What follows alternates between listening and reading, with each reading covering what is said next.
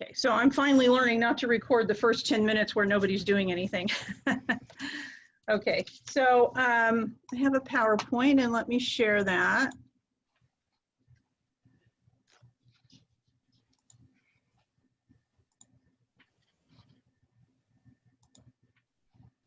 Okay, can you guys see the PowerPoint? Yes. Okay.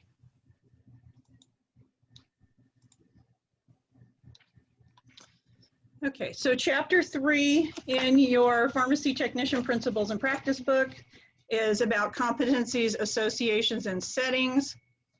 Competencies are, yeah, there we go. Okay, competencies are the things that we really need to know, and they have certifications that basically say that, yes, we have these competencies. So if you're competent at something, doesn't necessarily mean you're super good at it. It just means you can do it to a certain level that's expected, right? I'd rather be really good at something than just competent, but anyway, that's like a minimum standard. Okay, so a lot of things that we do and the education that we're required to have keep changing as time goes by because we're given more and more responsibilities. And a lot of states, people can, pharmacy technicians can give injections, not just, you know, type the prescription and count the pills and put the label on. We can also give the immunizations and a lot more things like that. And a lot of states in the program or in the. I'm not going to teach you how to give injections. Well, for one thing, we don't have a lab right now to do that with, but the California doesn't allow it yet. So because of that, you know, we're not going to do that yet. Okay, so there's no national standards for pharmacy technicians. That's a problem, and yet a lot of states want it that way. They don't want to be held to national standards. They want to decide to do their own thing. So every single state has a board of pharmacy, and that board of pharmacy determines the standards and what's required. Some states don't even have what you would call pharmacy technicians. They do the same things that technicians do, but they call them pharmacy clerks or pharmacy associates or pharmacy assistants. They don't necessarily call them technicians. And some states, on page 61 and 62, it does a pretty good job of listing states, some states, and what's required in those states, but it doesn't list, I don't think this list is completely up to date. At one point, I said a long time ago, I used to say, I would never fill a prescription in Georgia. They don't even recognize technicians. And that's because I was in Arkansas at the time. I didn't live there, but I was visiting, and I had a choice to drive through Georgia and go home and fill a prescription on my way home because my son had gotten an ear infection while we were visiting there. And I said, no, I want to fill it before I leave, you know, because Arkansas has a little bit higher standards. So it was kind of like, you know, me being snobby, because really, you know, it's not that hard to fill an eardrop prescription.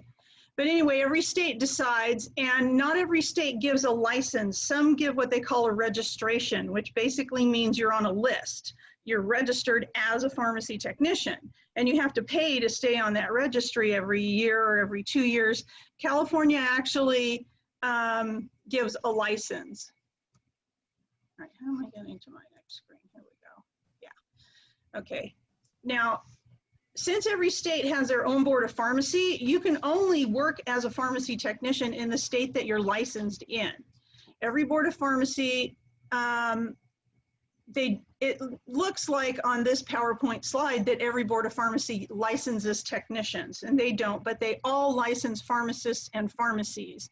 And California also licenses technicians. So that means that they can revoke that license if they want to too.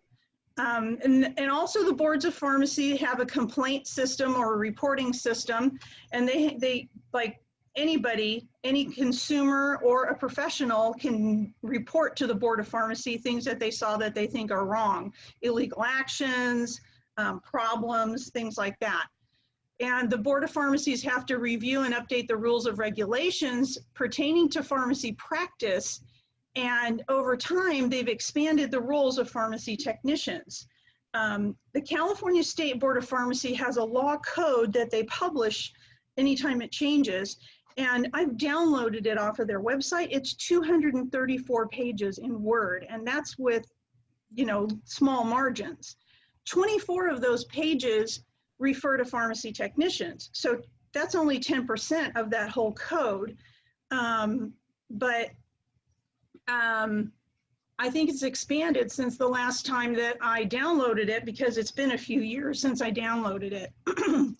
The Board of Pharmacy, it sounds like it's this huge building with lots and lots of people working there, but in reality, there's a big office building, multiple stories in Sacramento, and the Board of Pharmacy is in one office in that building. It's a fairly large room, and 6 people work there, only 6 people. One of them is deaf, so she handles all of her correspondence by email. And she's seems very nice. I've had to email her a couple times about student licensing and things like that, and she's always been very helpful. So I think it's cool that you can work in pharmacy even though someone is deaf. But they also have state inspectors, and they have inspectors for certain areas of the state. And our inspector in our area was a lady named Judith for a while in the Inland Empire, and I don't know if she still is or not. They visit the pharmacies and they make sure that they're in compliance. And the first thing that they do is they walk up to the pharmacy counter. Now, Judith was always dressed like a college professor. She had a little suit, she had her hair up in a bun, little glasses, and she would just stand there with her briefcase and she would say, I'm, whatever her last name is, from the Board of Pharmacy, and I need you to let me in. Okay, so she would basically see, she was testing you right from the very first encounter. Is the technician going to open the door and let this woman in with no ID? So I always tell my students, anytime anybody asks to come into the pharmacy, get permission from the pharmacist in charge to let them in. And you also want to, if you don't know this person and they say that they're from the police department or the Board of Pharmacy or the DEA, ask for their ID. First thing, ask for their ID. Once you see their ID, then you say, let me ask my pharmacist. Because only a pharmacist can allow other people, non-pharmacy personnel, into the pharmacy, okay? So that's an important thing that you guys need to know. Okay, now pharmacist's role has changed in the last, it says 50 years, and that's true, but also in the last 20 years, pharmacists can recommend therapeutic appropriateness of various, in other words, they can give advice on medications, which they never did up until about I'm sorry, these dogs are like distracting me here. They're so happy I'm home and they think I'm here to play with them, and I'm not. They were not even allowed in the 1960s, up until then, pharmacists were not allowed to tell patients what their medications did and what they were used to treat, because doctors in those days really believed that their patients would not understand therapy. Not only that, but it was thought that if a patient had a disease that was going to kill them, you should not tell the patient, because it would make them hopeless, and some of them would go and just commit suicide, because we didn't have ways of treating some of these diseases that, you know, that would kill people, like cancer or you know, an inherited disease that was fatal. So since there was no way to treat it, they thought it was better to let them just live out their life oblivious to the fact that they were going to die early, okay? So because of that, they would give patients prescriptions to try and, you know, make the situation feel a little bit better, like make the patient feel better, like they would give them pain meds for cancer, but they wouldn't tell them that it was for cancer. They would say, oh, your back hurts, here's some medication for pain. And even though the pharmacy may know that this person had cancer, they weren't allowed to tell them that either, which was kind of like, now we're complicit in this, you know, in this lie, which I think was terrible, the way that the medical profession used to deal with people with diseases. now we give them all kinds of choices. Here's the chemo, here's the radiation, here's the surgery, here's this, here's that, and here is the statistics for how many people die in the first year, how many people die in the first 5 years, what's the 10-year outlook, that kind of thing. So that's, you know, how we deal with it now, but in those days, you know, they didn't, because we didn't have all of those choices for patients. So now pharmacists get a lot more involved in talking to the doctors, and I get phone calls at the hospital all the time to the pharmacy, and they want to talk to the pharmacist, and it ends up being about, you know, medications. So if the patient has, you know, nausea from chemotherapy, then the pharmacist can recommend, based on the rest of all of their condition, they can recommend, you know, well, if this isn't helping, now go to this one. And, you know, so they do that type of therapeutic advice, which they didn't do before. So that's very good. Their modern medical role is known as medication therapy management. So because they're really concerned, they're not, up until, in California, up until 1993, we did not have pharmacy technicians. We were called pharmacy clerks or pharmacy assistants. And I was actually labeled as a general merchandise clerk when I first started working at Thrifty Drugstore. Thrifty was bought out by Rite Aid, so they're now Rite Aid. I was there for a couple years. And then I went to work for a grocery store pharmacy. It was Lucky Grocery Store, and now it's Albertsons. So when I started there, I was a general merchandise clerk, and was my title, because the at both of those places they had a union contract. So I was under the United Food and Commercial Workers Union. And I actually have 16 years in the union, and I'll have a little pension someday. I think it's only $200 a month, but still, you know, something's better than nothing, right? So until 93, we weren't called technicians. In 1993, the California State Board of Pharmacy said that they were going to start licensing technicians, and all of us who worked there were like, well, how do we get this license? And I was grandfathered, which means that I did not go to pharmacy technician school. I kind of did it backwards. I did all of these things, you know, backwards. I got my license first, then I went to school and got an associate degree, then I took the national exam. So, you know, I am definitely a legit technician, but there's still a lot of people out there my age who never, you know, studied it, but they learned all of it on the job. Okay. So originally, if we were working in an outpatient pharmacy, we were mostly a cashier. We would ring up their sale, and that's what it was. It was a sale. Or we would bill the insurance company. Or in a hospital, we would take things where they needed to go. We were logistics. So you got to take this bag of fluid with potassium in it over to this unit. We wouldn't actually make it, though. So now, because of all these changes since 93, my boss at the hospital, we were talking about when we got licensed, and he's my lead technician, so he's a technician too, and he's been doing it for about 15 years, and he started in the Army. And so he's a former military pharmacy technician, and he went to the school at Fort Shepherd in Texas. And his license is, it's 5 digits. And he said, you know, I have to verify all of your licenses. And I was looking at yours, Kim, and I couldn't believe it was only 4 digits. And I said, yeah, I'm in the first 5,000s because I've been doing this for so long. And I applied in 93 when they first started licensing technicians, but they got so many applications that it took them several months to process. So I've been licensed since early in 1994. Okay. Now, it's constantly changing. Right now, California does not require us to have PTCB certification, but eventually that's going to be, because it's the gold standard, eventually California will require it. And at that time, we're going to have to do continuing education every couple of years. Okay, so now our duties still focus on tasks that don't require professional judgment. Like, we don't decide, does this patient need 500 milligrams of this drug, or do they need 750 milligrams? The pharmacists mostly do that now. And because of patient safety issues, we need better training. We have to know the difference between hydralazine and hydroxyzine because they're completely different drugs, but they sound very similar and they look similar. So now we also have organizations, and these organizations advocate for pharmacy technicians. In other words, they talk about technicians and try and legitimize our role.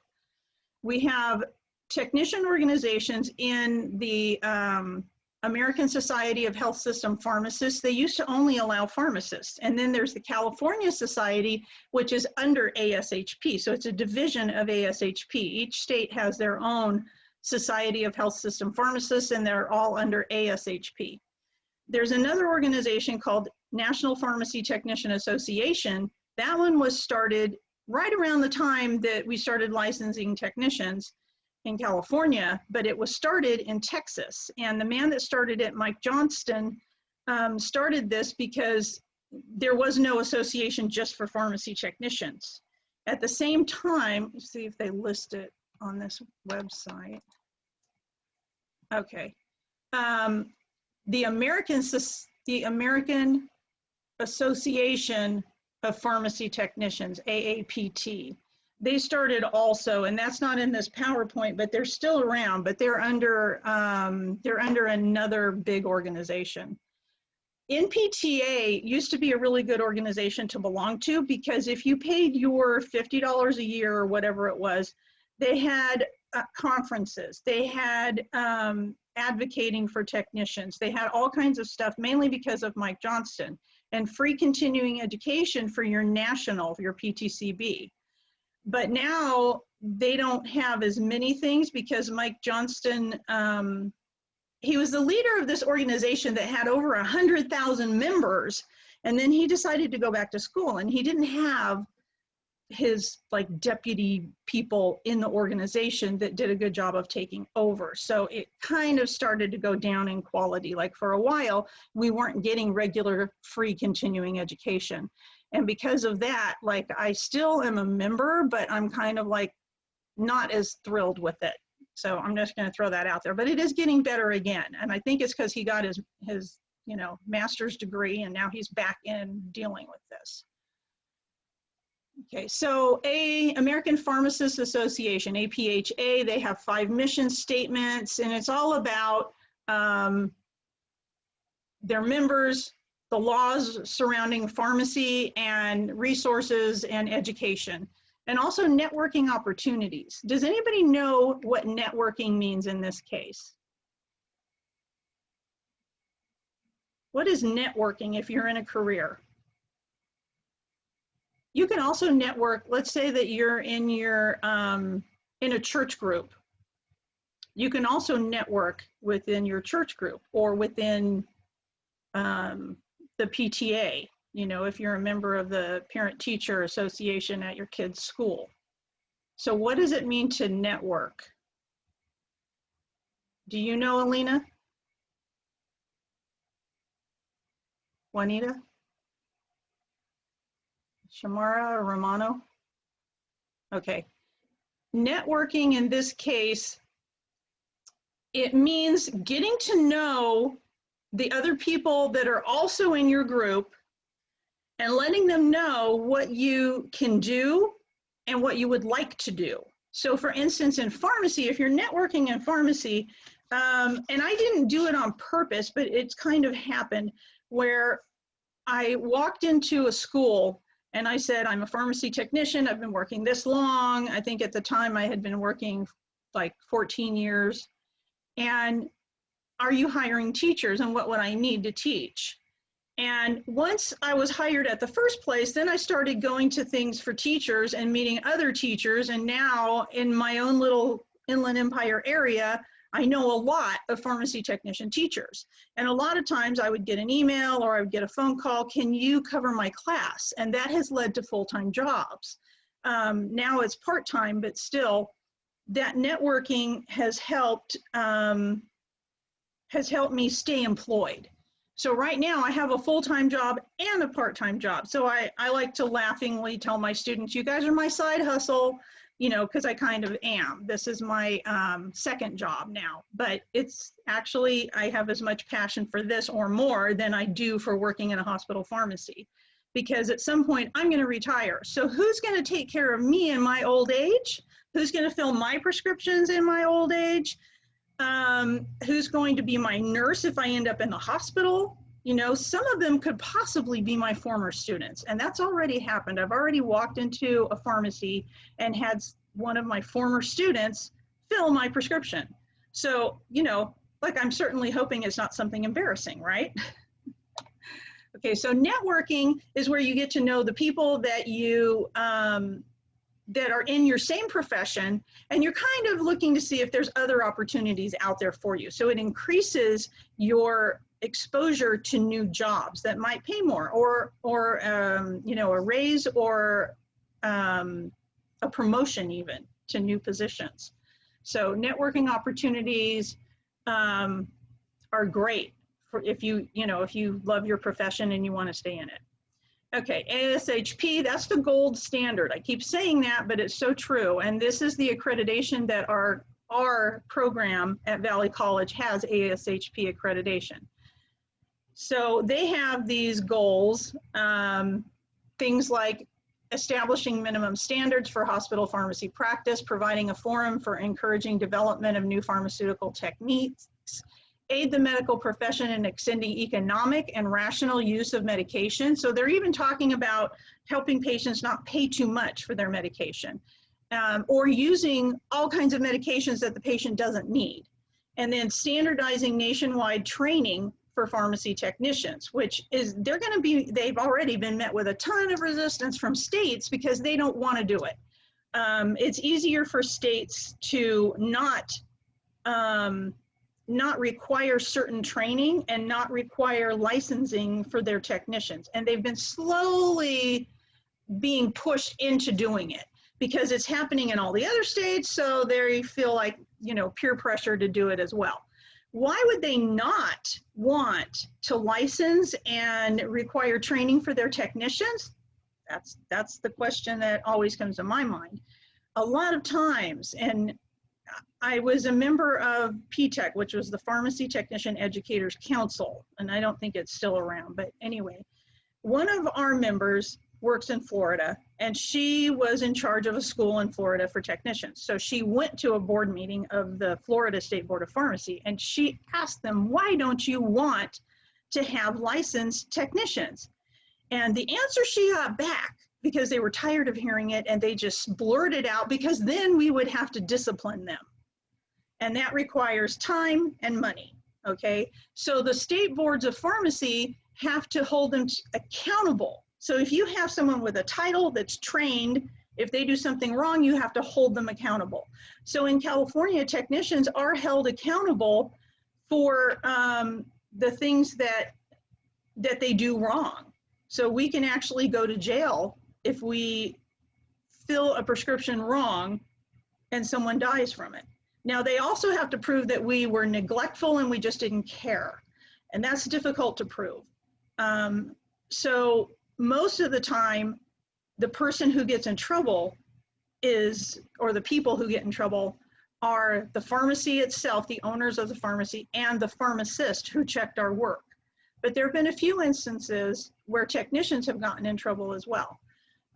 Most of the time we get sanctioned from our state board of pharmacy. So we don't necessarily go to jail or pay a fine that way, but we can get fined by the board of pharmacy for things that we do wrong as well. So this is, this is serious work that we do.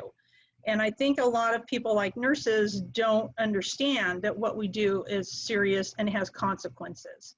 So, I want you guys to know that it is.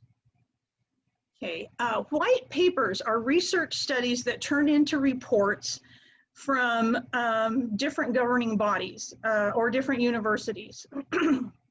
And they are professional commentaries that are based on research data published in professional journals. The white paper on pharmacy technicians in 2002, the first white paper that they did was in the 90s. And that's why California has technicians now, and it led to changing laws and things. But in 2002, they came out with an even bigger one that talked about, we have all of these pharmacy technicians, but what kind of training have they had? And it kind of said that the less training a pharmacy technician has, the more likely they are to make mistakes that could harm the patient. And continuous learning is one of the things that they really promote: training, education, continuous learning, accreditation for the training programs, and certification. So that's what this white paper promoted. And so when pharmacies started reading that, they were like, oh, I guess we have to hire people that have been trained now. So now we have more training programs. All of the state boards of pharmacy in America are overseen by the National Association of Boards of Pharmacy. What's interesting to me is that most of the provinces, or all of the provinces of Canada have their own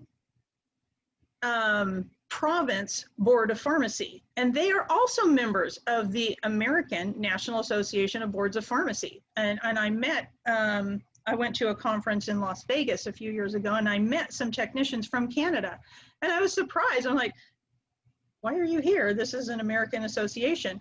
But they said that, you know, Canada is a member too, and they like the standards. So, you know, all of the boards of pharmacy in Canada are also members of the NABP. Now, I don't know if they have to be or if they just want to be. So the NABP maintains a state pharmacy law and rules database because every state is different and they're constantly changing their laws. So the one in your book was published, I believe, last year.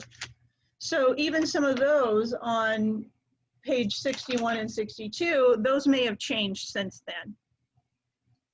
Now, once you get a state license, you can register for an NABP number, and you should. In fact, you're going to have to. I don't have my number memorized, but every time I do continuing education for my national certification, the NABP gets told about it. Before, we used to actually send in photocopies of all of our certificates of continuing education, and now the PTCB just asks the NABP, does this person have all of their certification? They say yes, all of their continuing education, I mean, and then you get your national renewed. You have to pay for it, but it's not terribly expensive. So NABP established in 2009 the Task Force on Pharmacy Technician Education and Training Programs National Standards. So they joined, you know, in with the white paper and said, yes, this is true, we need more training. Okay, federal laws govern all 50 states, okay, but state laws provide even more guidance. So for instance, let's say that our national drinking law says that you have to be 21 to drink alcoholic beverages, right? Now, if a state law says that you have to be 18 or 19, in fact, we didn't have a federal law. In 1982, I went to the World's Fair with my cousin David. And he was an older cousin. He's like a big brother to me. And he was 22 at the time, and I had just turned 19. So we went to actually it was the World's Fair in Knoxville, Tennessee. It was so neat. I've never been to a World's Fair, and I haven't been since. But there's, you know, stuff from all over the world there. And so in Tennessee at that time, the state law said that you had to be 19 to drink or purchase alcoholic beverages.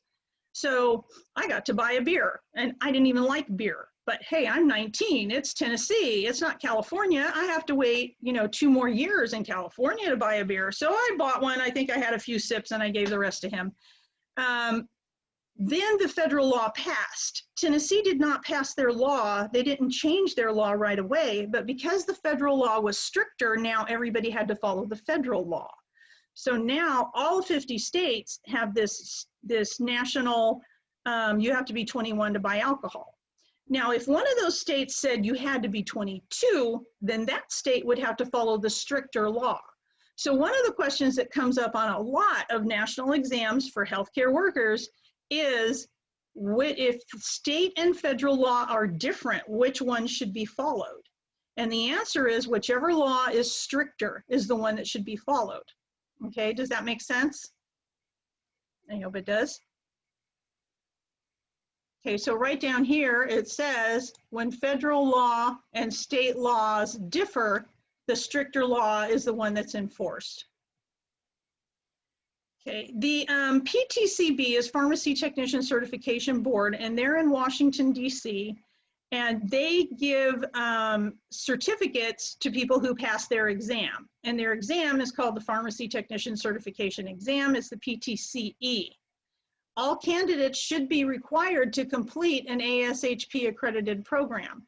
I don't think they've passed that yet. You know, they always set these goals, like Loma Linda Hospital is building these 2 new towers, which is gonna make their hospital like more than twice as big as it is right now.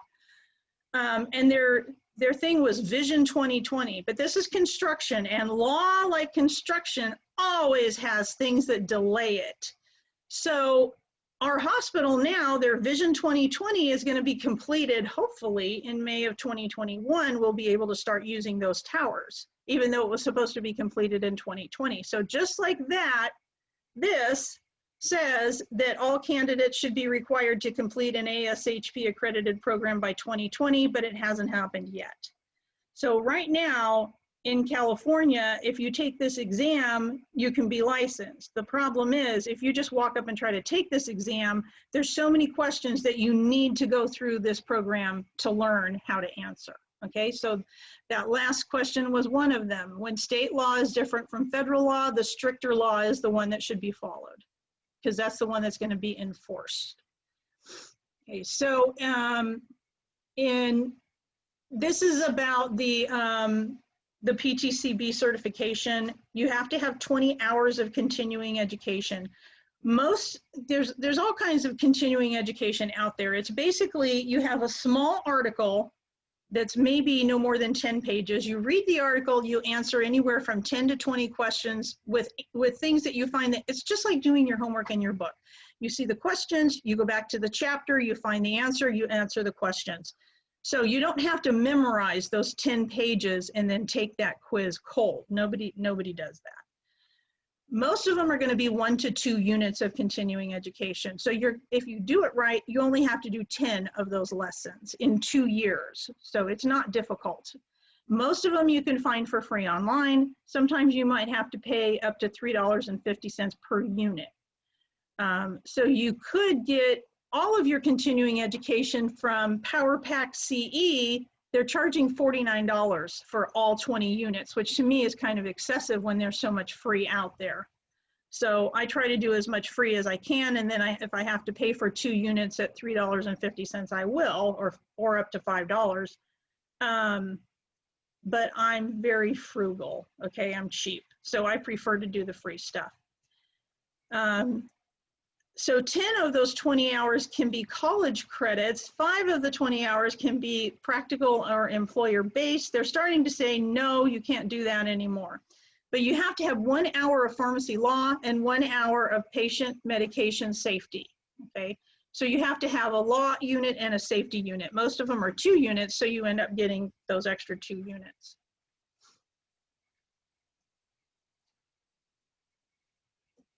Okay, non-discretionary duties are a big thing. Non-discretionary also means non-judgmental, okay? So the things that we do don't require us to be pharmacists. We don't have to have the 4 years of pharmacist education that pharmacists get. And that's because we're not deciding which medication to give the patient. We're not deciding how many milligrams or what strength of drug the patient should take, how often they should take it, what's the duration of therapy, which is how long they should take it for. So what we do are non-discretionary duties like repackaging the medications. If they come in a bottle of 50, we're going to put them in blister packs and label each tablet.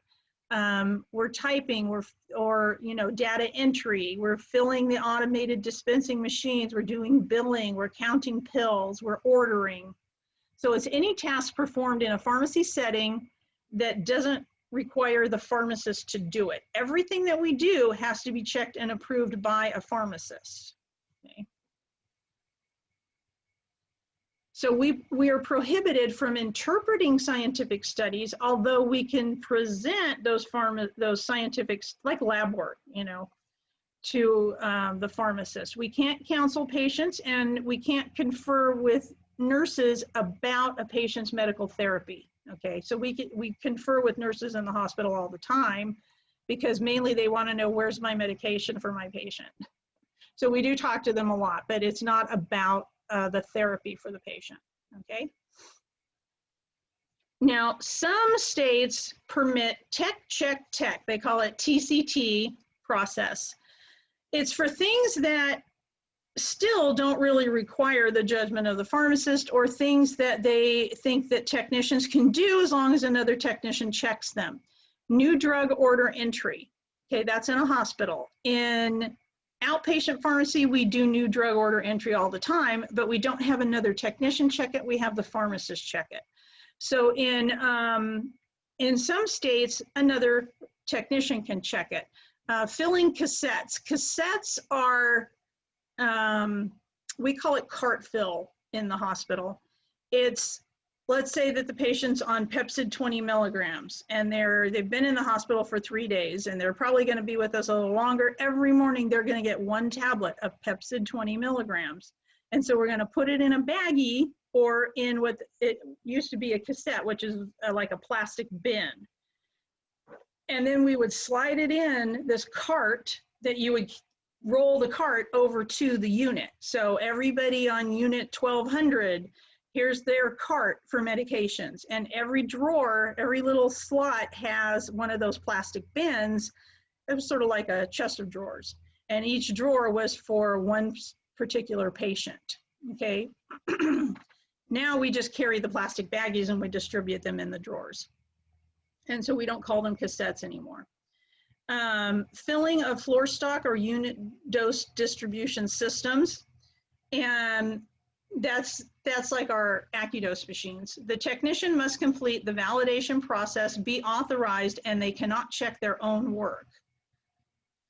Okay, so what if you don't notice that one drug is extended release, but the one you needed to use was not extended release? So here's where a more experienced technician in some states are able to check and say, no, you want the other one. So California does not allow tech, check, tech, I can't even say it now, tech, check, tech in California yet. We might at some point, but we don't yet.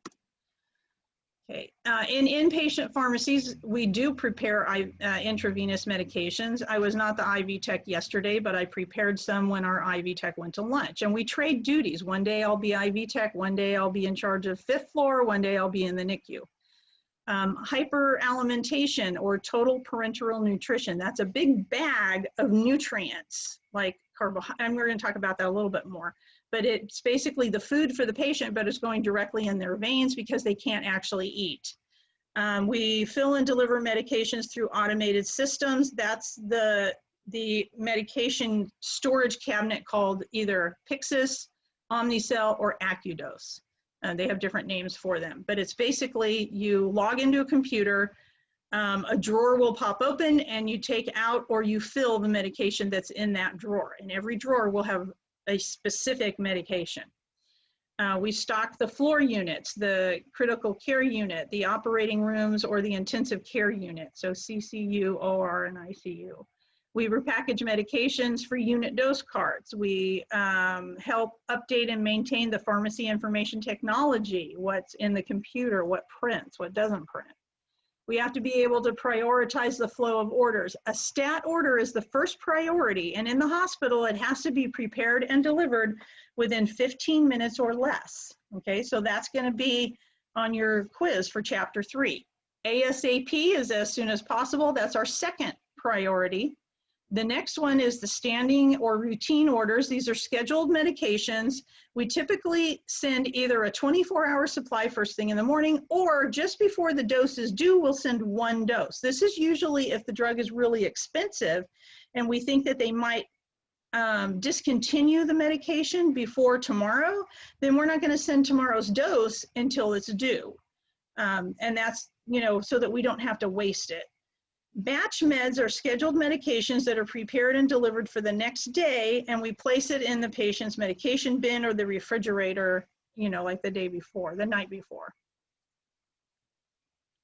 Community pharmacies are outpatient pharmacies. They're also called ambulatory or retail pharmacies. I don't like the word retail because most of our customers, which is our patients that come in to fill prescriptions or their caregivers, most of them have some form of insurance. We kind of have a national system right now, and eventually I think we'll have a better one, but they don't pay retail, okay, quote unquote retail, because retail is terribly expensive for most drugs. So I like to call them community pharmacies because most people will go to a pharmacy within their community. So that's their community pharmacy. Ambulatory is the word for walking, which means that they walk in. So an ambulatory pharmacy means that the patient is not in the hospital, like in a bed, okay? The technician's job is difficult because it requires daily frontline interaction with patients. The job tests the tech's communication skills and their ability to handle stress. This always, it's always ironic to me because I've gone to these conventions, you know, and networked with technicians who work outpatient pharmacy, community pharmacies, and they work inpatient pharmacies or hospital pharmacies. So the ones that have only worked hospital pharmacy will tell you that their job is more difficult and more important because they give patients IVs. Then you'll have people that work in community pharmacies. Oh no, my job is more difficult because I deal with the customer. The customers sometimes yell at us, and those are the patients or their caregivers. And sometimes their caregivers yell at you even more than the patient would. And we have to do billing. Oh, hospital technicians don't do billing. We have to deal with the insurance companies, and that's terrible. So you get this. Now that I have worked both, I have to say that they each one have their own stresses. They really do. For me, outpatient pharmacy was busier. And I ended up doing more. It was harder to take a break if I was in an outpatient pharmacy that was very busy. Although we've gotten busy in the hospital and it's been difficult to take a break. And you know, no matter where you are, if you forget to do something that you really should have done, somebody is going to chastise you for that. I'm not going to say yell at you because they don't often yell, but you know what I mean. They get, oh no, you didn't do that. Oh, you should have done that. So all of these jobs can be difficult. There are days when it's super easy because you're not that busy, or the busyness that you have is routine and it just flows and there's no problem. So I always have to laugh at that, you know, daily frontline interaction with patients. Some of those patients are sweethearts and you live for that daily frontline interaction. But you do have to have good communication skills, and they stress this in outpatient pharmacy, which is what this course is about. And I did outpatient pharmacy for 16 years.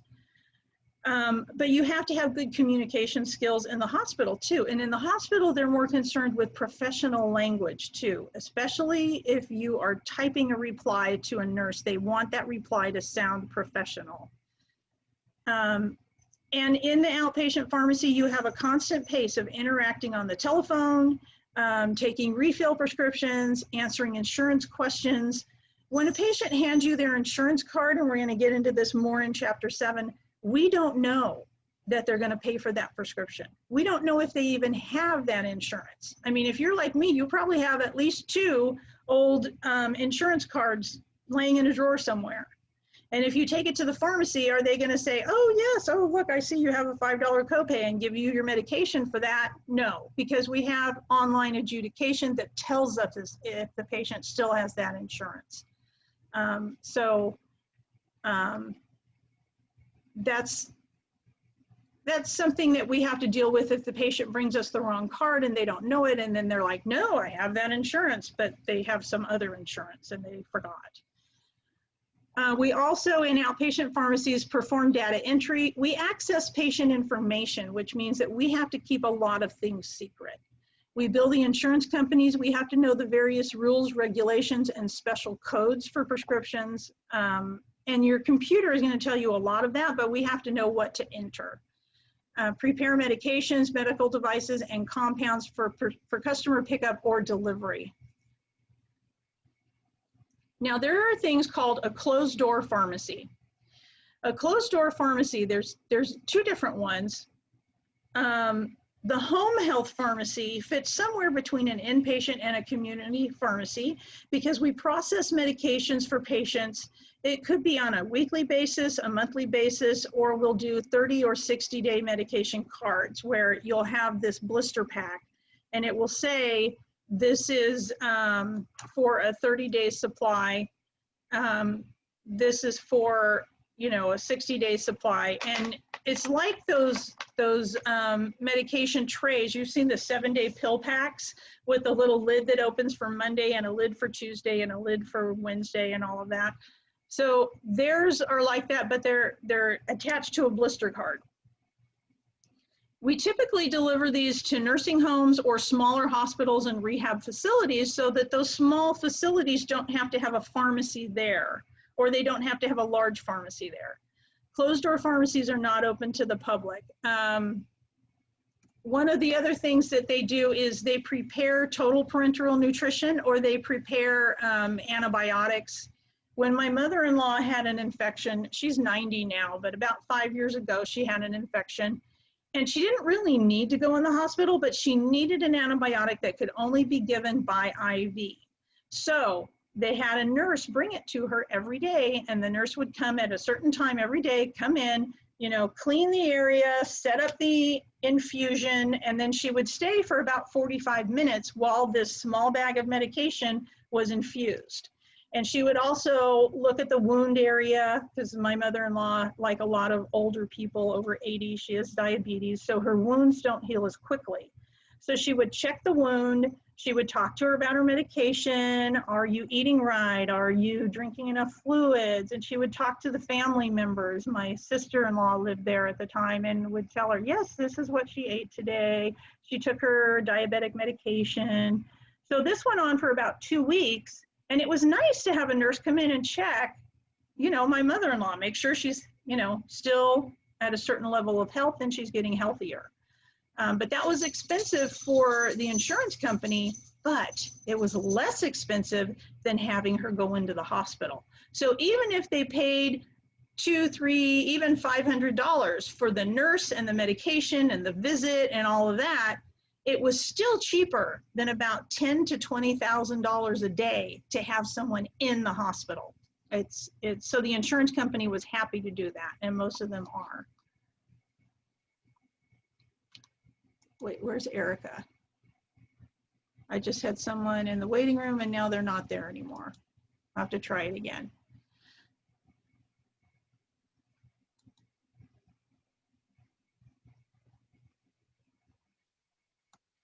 Okay, and now we have mail order pharmacies or e-pharmacies, and this is where the patient accesses these pharmacies online.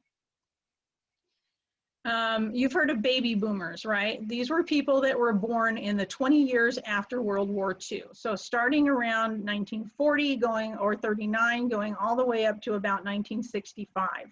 I was in one of the last years of the baby boom. I have brothers and a sister that are a lot older than me, and they were definitely baby boomers because my dad was in World War II. We're all getting older now. In fact, my 73-year-old brother had a stroke the other day, but he's fine. He's doing better, thank goodness. But now, of course, we're all getting more medications, and there's a lot more medications out there.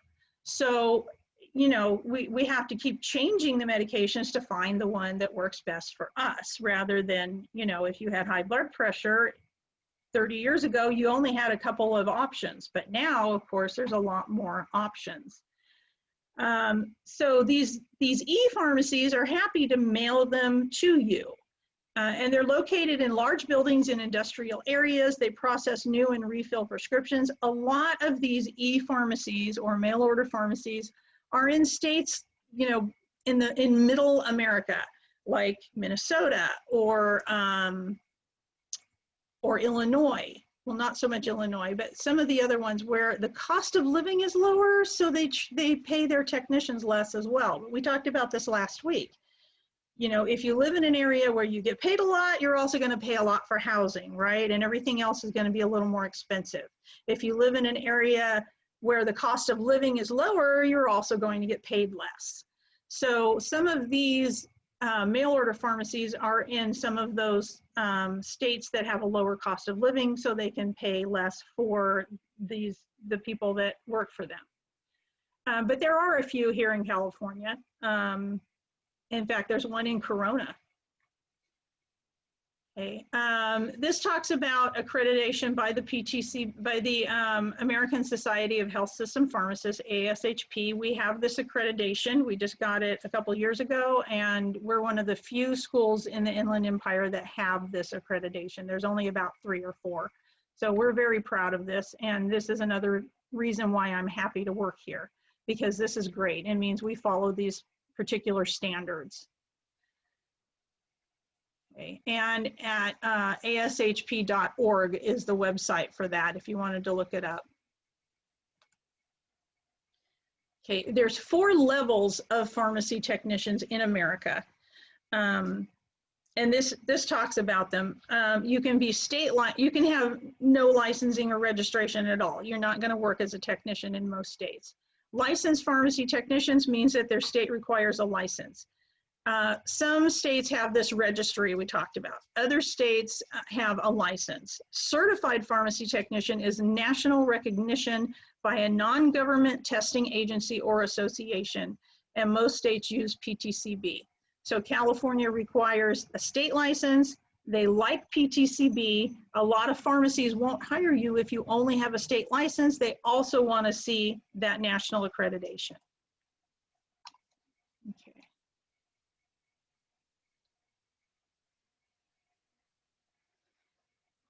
So this national certification is a good thing because it says that you pass a really hard exam and that you have the knowledge and skills needed by a pharmacy technician. These are preferred by employers and they pay a higher pay rate. When I got nationally accredited, I was working for Walgreens, and right away I got $1 an hour raise. $1 an hour, even 15 years ago, was pretty darn good. And it leads to better job security and more opportunities. If you have national certification, you can pretty much go to any state. You might have to take their exam, and you might not. They might just have you pay for your license, and then you can just work at that state. Okay, so 5 types of verification: registration, licensing, certification. You can get an Associate of Science degree in pharmacy technology, and you can get that at Valley College. In fact, we encourage that. You can just do the pharmacy tech program, and in 7 months, you can apply for, or 10 months, whatever it is, like within a year or so, 2 semesters, you can apply for your pharmacy technician license in California. But if you want to stay, take a few more classes and get an associate degree, that looks even better. I don't think I would be teaching if I didn't have my associate degree. Or you can just get the certificate in pharmacy technology.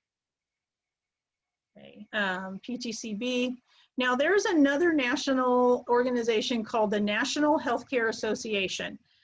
They have these accreditation programs for nursing and for people who do billing and for people who do phlebotomy and all of these different things. And the what was it called? ACPT, Association for the Certification of Pharmacy Technicians. They have an exam called the EXCPT, which unfortunately they say it accept because I don't think that's a good acronym. This is mainly through the state of Illinois, and then it went national, but California does not recognize it. So I would not take that one, okay? I'm just saying that. Unless you really want to work in Illinois, there's no need to, because I think PTCB is better. So that's the one that we take in California. But you need to know that it's out there. Okay, and this tells you the difference. The exam that we use, a PTCE, they give you 2 hours to take it. It's 90 multiple choice questions, and it's recognized by all 50 states. Now the other one is only recognized by 18 states. That's why I would say don't bother. When I took the PTCE in 2004, it was 140 questions. Okay, and they gave me 4 hours to do it, and I got a good grade on it. And I hadn't been teaching yet, and I did not take a national, I did not take a pharmacy technician course. I just got books and studied for it. So I think I did pretty well considering that, but a lot of my job experience helped. Okay, now with PTCB, you have to recertify every 2 years with continuing education, which this weekend I get to spend on continuing education because I still need a few hours. Here's some websites that give you continuing education. Power Pack right here is the one that I usually use. They have some free CE and some that's not free. If you go to free CE, you might not get all 20 hours. Also, pharmacytechnician.org is the NPTA organization. You might not get all 20 hours from there either if you just go try to get it all at once. The best thing to do is check back with these every few weeks or every month and see if they have free ones. If they have free ones, do it. And then you're good. You can keep checking for free ones, and you don't have to wait until, oh no, my certificate expires next week and I have to do 20 hours of CE. That's where people have to pay $50 to get it. Okay, because the free ones aren't always there. Okay, specialty certifications are recommended by the 2011 CREST Summit, and I don't remember what CREST stands for. It has something to do with pharmacy, but P isn't even in it. They focus on preparing technicians for all roles that support the pharmacist, but they're different by setting. For instance, I have sterile products IV certification and chemotherapy certification, which I actually went to Houston to get. They actually were running a sale at the time, which they don't do anymore. So I was very happy to get it. And I had a nephew that lives there, and he and his wife let me stay with them. So for me, it was not terribly expensive to go do it, but it can be expensive depending on where you get the certification from. So if you go to ptcb.org, there's all kinds of specialty certification programs. A lot of them PTCB is charging you for, so they're doing the certification. So I look at it as NPTA started the first one. That's the one that I did. It's a way for them to make money, right? But it's also a way that they can say, here's what we're saying you need to know. So this is, our certification. So it, can be a good thing too. Okay. There's a lot of opportunities for pharmacy technicians, and you can look at this later. Professional organizations offer networking, ways to advance in the profession. If you do an AS or a BS degree, Bachelor of Science, you can get it in computer science, and you could end up writing software for all of these prescription processing programs.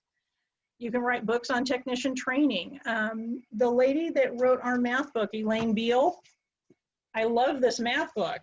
I have to say, it's math calculations for pharmacy technicians. I teach this in the afternoons, and I have a lot of nurses in that class. So I wrote Elaine Beal, I wrote her a fan letter because so many math books don't give you dimensional analysis in the beginning. They introduce it about 2/3 of the way through the book, and then as an instructor, I have to try and catch everybody up with this type of math. And this book gives it to you right in the beginning. So I told her that that was incredibly smart of her. I found her email, and she said that I'm the only person that ever wrote her a fan letter. So this is the weirdo that you have for your teacher right now, okay? Just so you know, I don't write to famous people. I write to people who write textbooks. But so she's a pharmacist, and she teaches pharmacy technicians at a little school back east somewhere. I don't even remember what state she's in now. And some employers have incentive programs where they can pay you to do some of these certifications too, which is really cool. The 5 main associations for pharmacy technicians, APHA, ASHP, AAPT, NPTA, and NCPA, which is the National Community Pharmacists Association. And they provide all kinds of resources for career-oriented technicians. They have conferences, seminars, journals, and books, and free CE courses from some of them. These different, so this is going to tell you about each one of those things: American Pharmacists Association, the American Society of Health System Pharmacists, AAPT, and the National Community Pharmacists Association, and NPTA. So I am a member of NPTA. I have been a member of the American Society of Health System Pharmacists. It's kind of expensive. So it's probably better to wait until you're making some money to try and join some of these organizations, unless you're able to do it now. I wouldn't join all of them. You don't need to. But if I was going to recommend a couple, I would recommend ASHP and NPTA.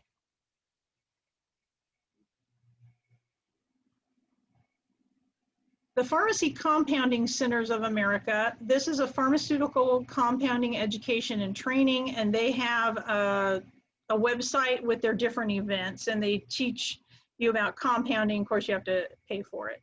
They do a lot of hands-on, which I love to do hands-on. When I have a lab class, when we're in school, I try to have you guys do labs where you're hands-on at least, every week that we're there.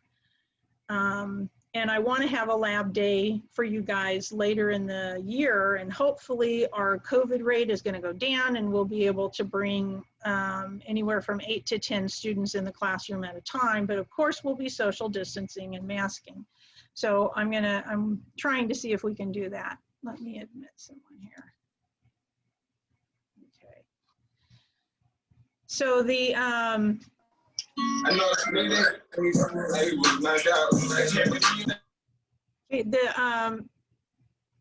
Pharmacy Technician Certification Board has the Educator Bulletin. They have the CPHT Connection, which comes in your email about once a month or so.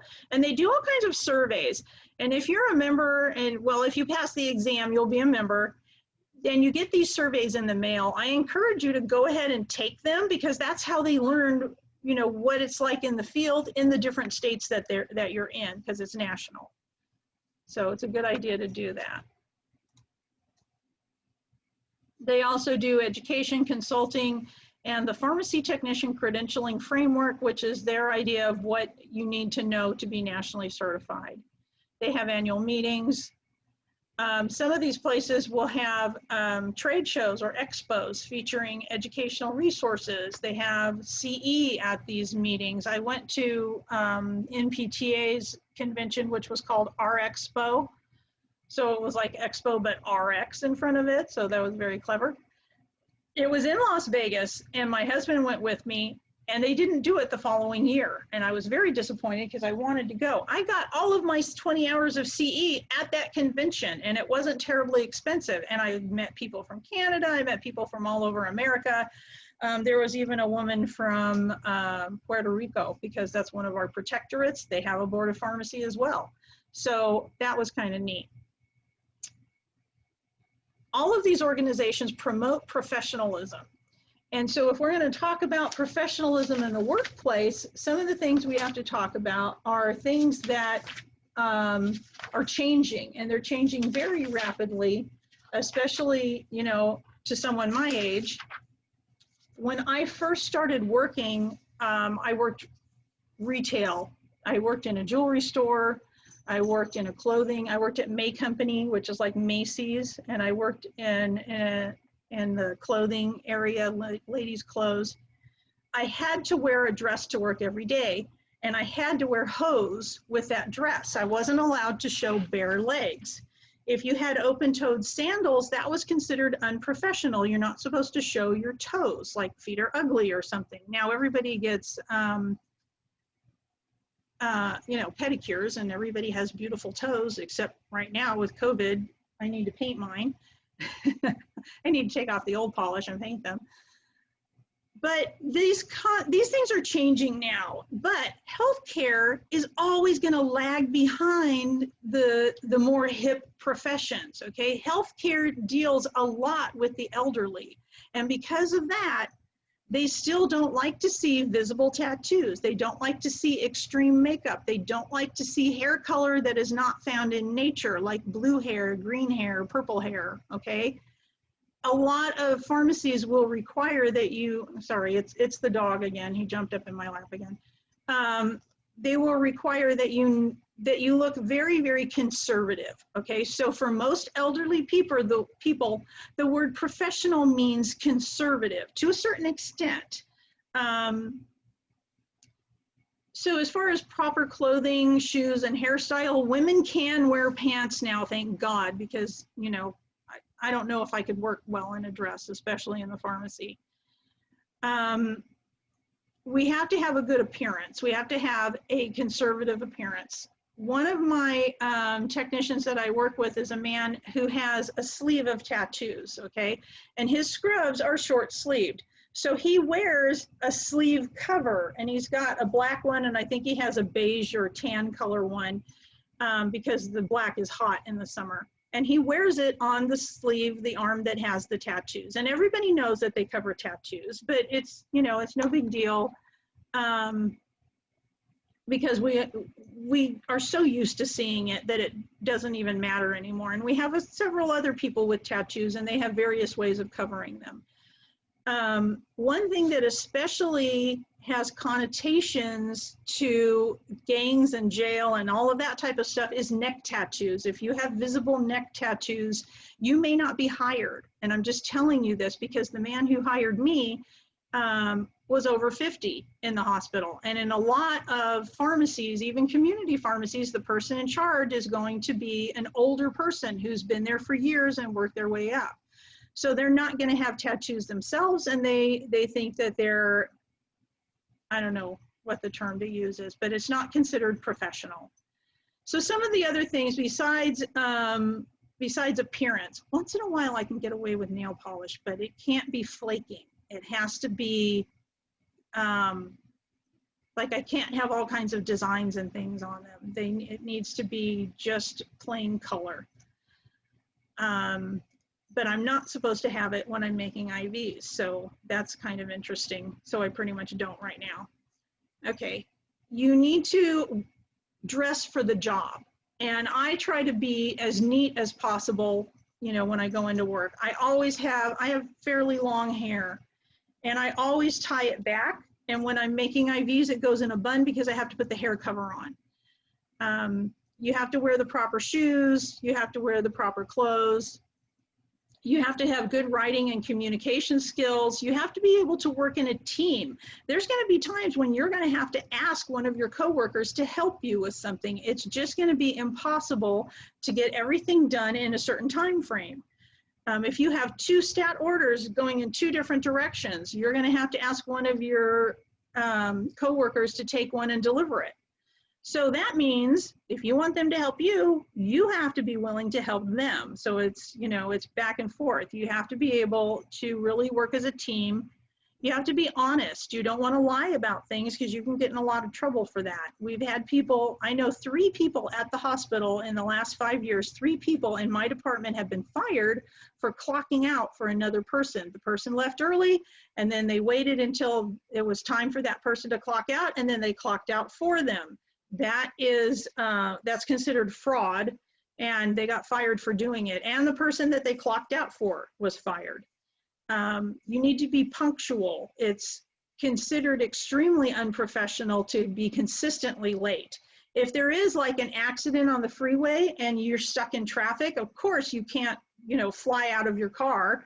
So you have to be able to call someone or somehow let them know that you're going to be late. I don't recommend, you know, dialing the phone while you're in the car, but if you have Bluetooth and you're able to dial, let them know what's going on so that they know.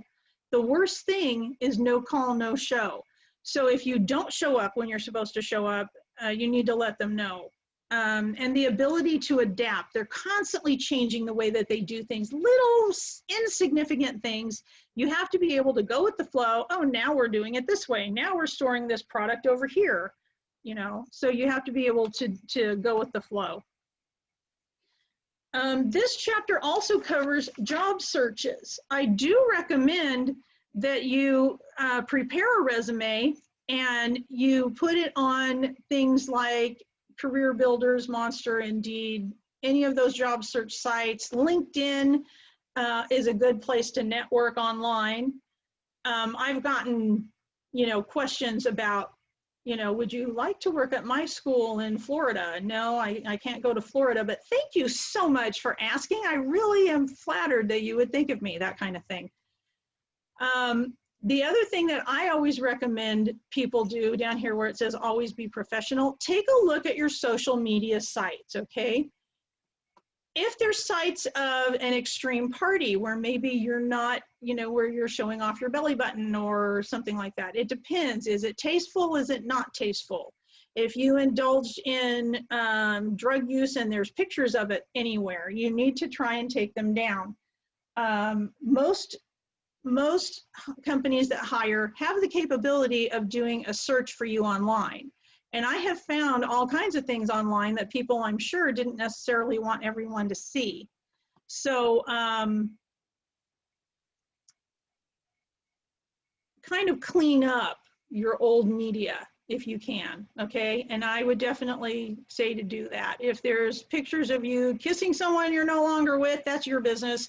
But if it goes toward anything involved with drug use, alcohol, now if you're at a party and everyone has a drink in front of them, that's probably fine because you're at a party and you're not driving. But if there's anything in there that looks a little iffy, then you want to get rid of that, or at least, you know, make it not so accessible. So things that you do when you're not at work do affect your job. All right, dog, are you gonna get down or not? There you go. He was acting like he wanted to jump off my lap and then he wouldn't jump off my lap. Yes, you. Okay. You know, you guys have a lot more skills with online stuff than me. I have a Facebook page, but I'm never on it. And as you know, you pretty much can't get rid of a Facebook page. So it's there if you want to look at it. There's some pictures of when I went to Houston to do the sterile products training. But if you contact me through Facebook, I won't answer because I never look at it. I think I have Instagram, but again, I don't look at it very often. So that's not a way to connect with me. The best thing to do is to email me through Canvas or through the Valley College website. So you know how to use those online resources. Another thing that you should not do online is a lot of complaining and ranting. It just looks bad, and then people that are going to interview you for a job, a lot of them will say, who am I interviewing tomorrow? Oh, let me look and see what's going on online with that person. And if they see a lot of ranting, a lot of complaining, especially a lot of complaining with names, then they may not want to hire you. They may not tell you that's why, but it may be true. There are people that come into a job and everything's fine, and then they become very dissatisfied, you know, disgruntled employees. And a lot of times they will find clues that this might happen through social media. If you're a person who does nothing but complain from morning to night, and maybe you don't know that you're doing it, one of the things to do to help with that, and it goes towards staying positive. If you have a complaint about someone, what my mother used to say, and you know, she was even, of course, from an older time than me, if you say something bad about someone or critical, then you need to say something good to kind of counterbalance it. And it's sort of like, yeah, I went down, but now I'm coming back up again, you know, and it goes towards staying positive. I was asked to critique a new trainee a few years ago that was not doing very well. And I don't think that this person really had a good training program. So I had to say, no, they didn't know how to do this. No, they didn't know how to do that. No, they didn't know how to do that other thing. But on the other hand, so you got to go on the other hand, they really wanted to learn how to do it. And I think if we gave them a little more training, they would be able to. I said, I don't think they learned what they should have learned in school. So I wasn't really criticizing the training program. I don't know why they didn't learn what they should have learned in school. So then when they come to us for externship or for training, or for if we've hired them and now they're in training, you know, we know how much they paid attention in school. So, and I don't even remember if we ended up keeping, I think we ended up hiring them, but then they left after a few months anyway. So you want to stay positive, and it seems like that wouldn't have anything to do with your job search, but it really does. Okay, so let's say that you call someone or you talk to them about a job and they do not offer you the job. Are you going to go on social media and say, oh, they don't know what they're so stupid, they should have hired me? Okay, well, what happens is, let's say that you interviewed with Bob. Bob knows the pharmacy manager down the street. Bob knows the hospital director. They golf together, even though Bob is in community pharmacy. They went to school together. This is an extremely small world, and I've seen it happen again and again, where they will say, oh yeah, I interviewed so-and-so. I really liked them, but I didn't think they'd be a good fit for us, but you should interview them. The next thing you know, you're applying to that company. You don't know that they know each other, but now you're hired because you did not, badmouth the person that didn't hire you, okay? So that goes toward being professional and also staying positive, because just because one person doesn't hire you doesn't mean that someone else might not hire you, okay? This is talking about the Bureau of Labor Statistics, which we talked about last week, and all these places you can work. Does anybody have any questions for me? No, I don't. No? Okay. So for homework this week, I want you, there's review questions at the end of the chapter, but I'm just going to have you do the questions in the workbook, the same questions that you did last time, and I'm going to post which questions as far as the short answer goes. Okay, so if you look at your book, at your workbook for chapter 3, competencies, associations and settings, I'm going to have you do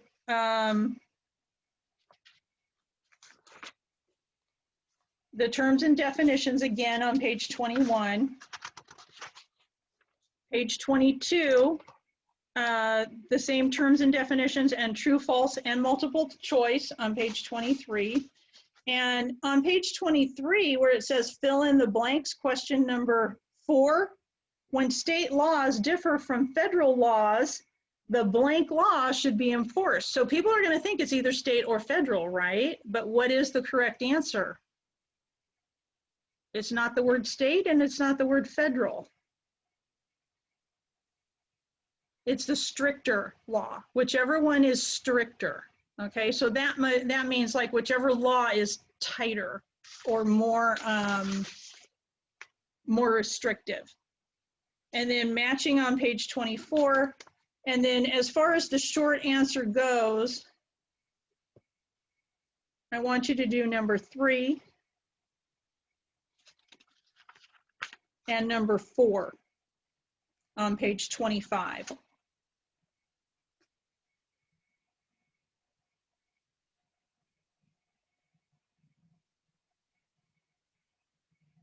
And then you don't have to do anything else after that unless you want to do it. Okay, there's research activity, there's critical thinking, there's like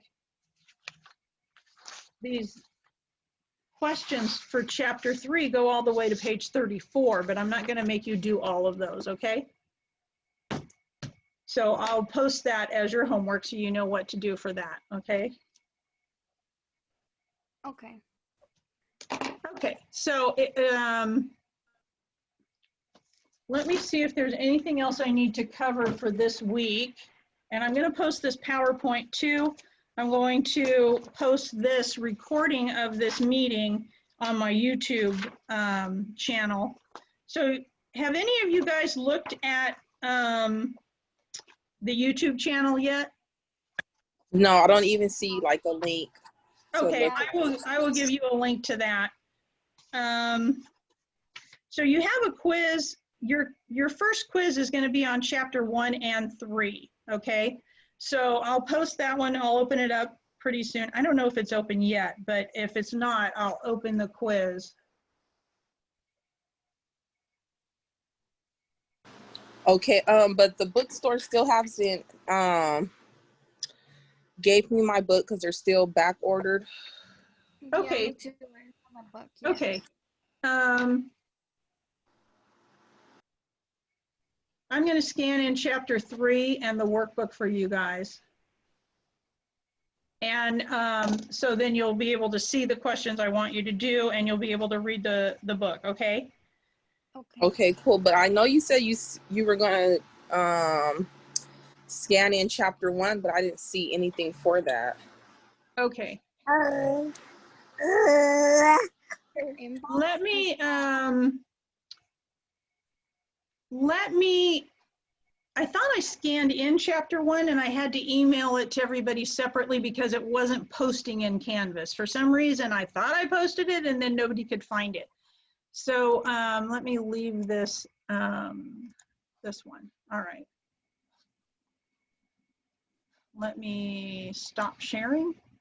Okay. did you check your inbox? Cause I got it on my inbox. You sent it Oh, you separately. got it in your inbox. Okay, Yeah. good.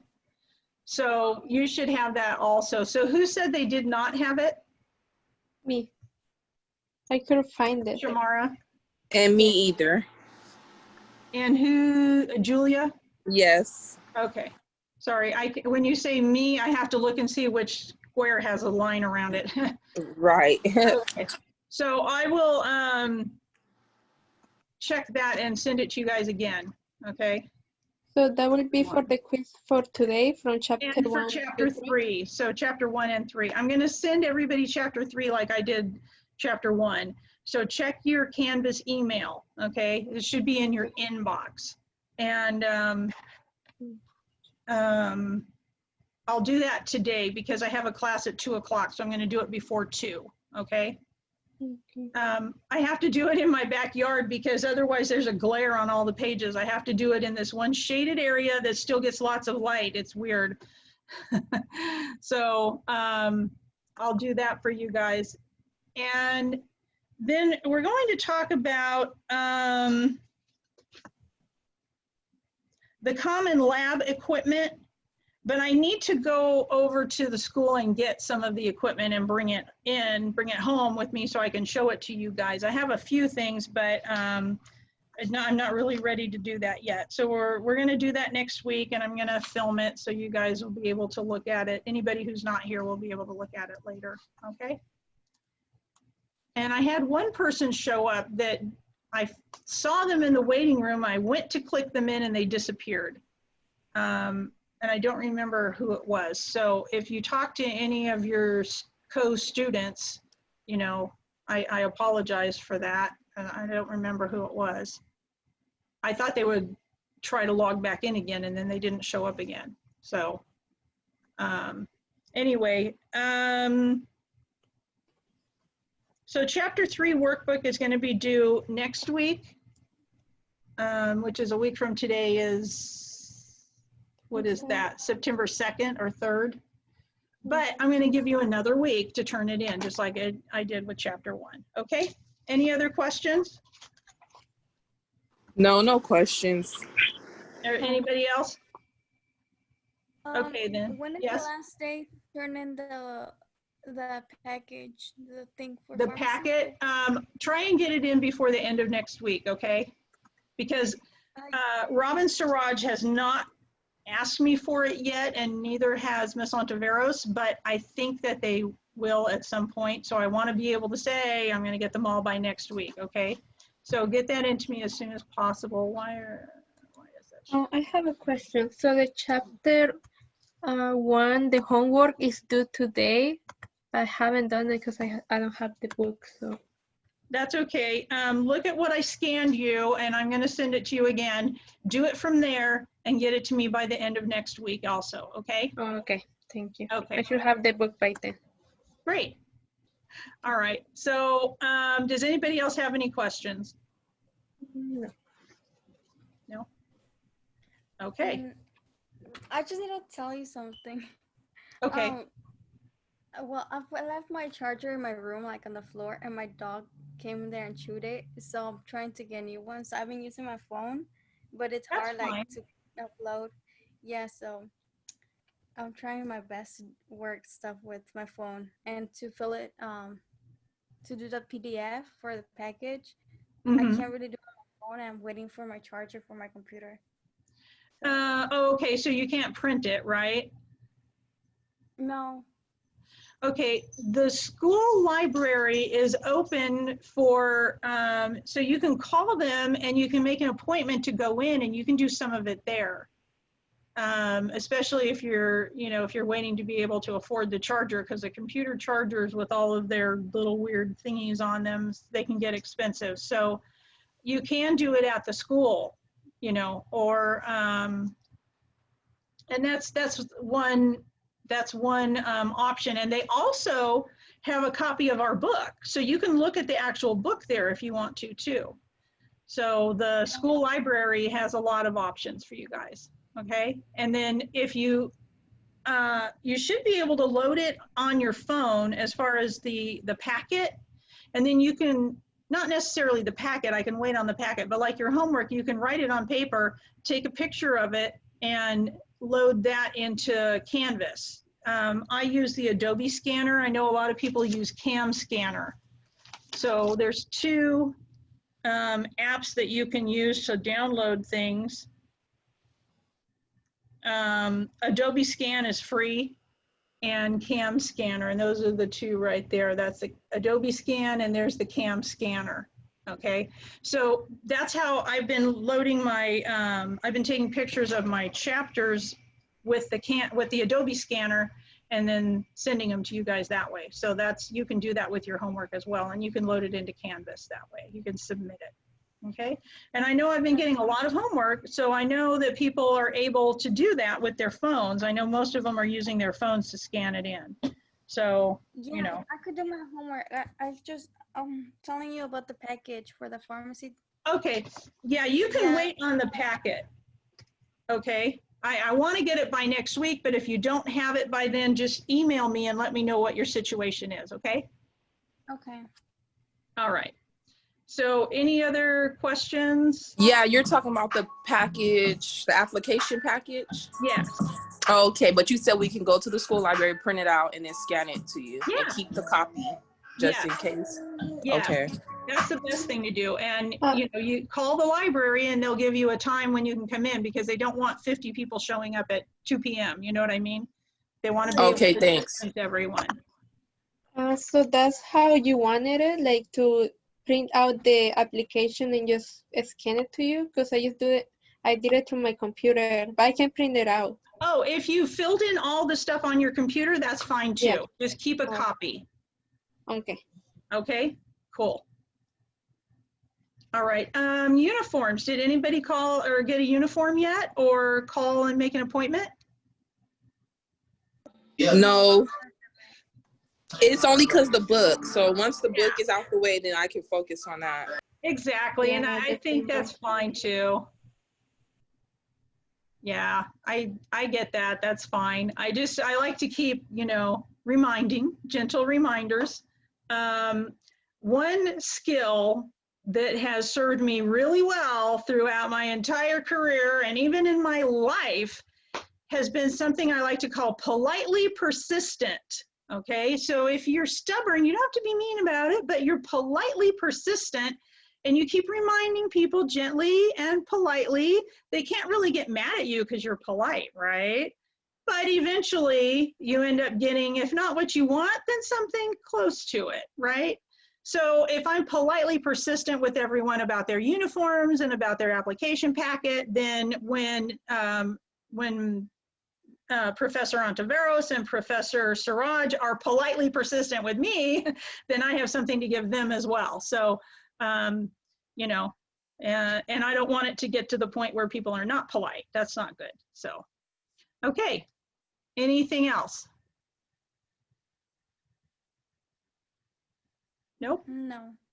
Okay, then let's go ahead and end the meeting. And if you have any questions for me, I'm going to be looking at my Canvas today. I'm going to be downloading homework. Like, this is my school work day. So if you want to send me anything through Canvas email, feel free. All righty. Okay, bye. Thank you. All right. Thank you so much for showing up and participating. You guys did a good job. And I'll see you next week if you're able to. Okay. Okay, yes. Next week on Tuesday? Yes, same time, same bat channel. Okay, that's good. Great. See you next Tuesday. Okay, Okay. bye. Bye.